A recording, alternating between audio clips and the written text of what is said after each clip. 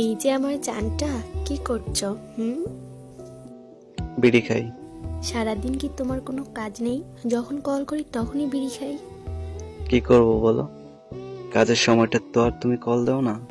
ইয়ার কি করবা না? তোমার ইয়ার কি দেখলে আমার গা জ্বলে। ও আচ্ছা, আর কে কে দেখলে তোমার গা জ্বলে?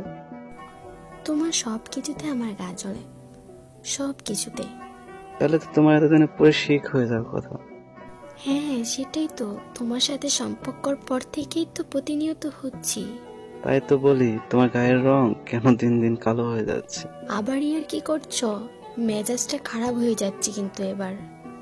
মেজাজ খারাপ হওয়া ভালো, এতে মনে দুঃখ পড়ে ছাই হয়ে উড়ে যায়। তোমাকে নিয়ে আর পাচ্ছি না। আচ্ছা, তুমি কি কোনোদিনও সিরিয়াস হবা না? কোন ব্যাপারে সিরিয়াস হতে হবে?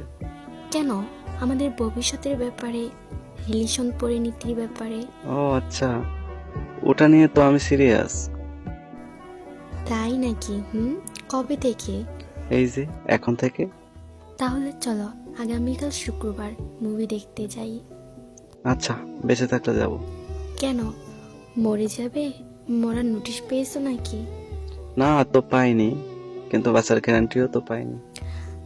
আচ্ছা, ওকে বাদ দাও ওই সমস্ত কথা। গতকাল বসুন্ধরায় গিয়েছিলাম, হুম। তোমার জন্য দুটো শার্ট কিনেছি। আগামীকাল অফিস থেকে ফেরার সময় নিয়ে যেও। আচ্ছা। শুধু আচ্ছা? তার মানে তুমি খুশি হওনি? গিফট পেলে কেউ খুশি হয়।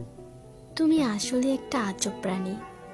আমি ভেবে পাই না কিভাবে তোমার প্রেমে পড়লাম আমি। সেটা আমিও ভাবি। থাক থাক, আপনার এত কিছু ভাবা লাগবে না। এখন শুয়ে রেস্ট নিন, আমি যাই, মা ডাকছে। আচ্ছা ঠিক আছে, ভালো থেকো। তুমিও ভালো থেকো। Miss you. Miss you too পাগলি।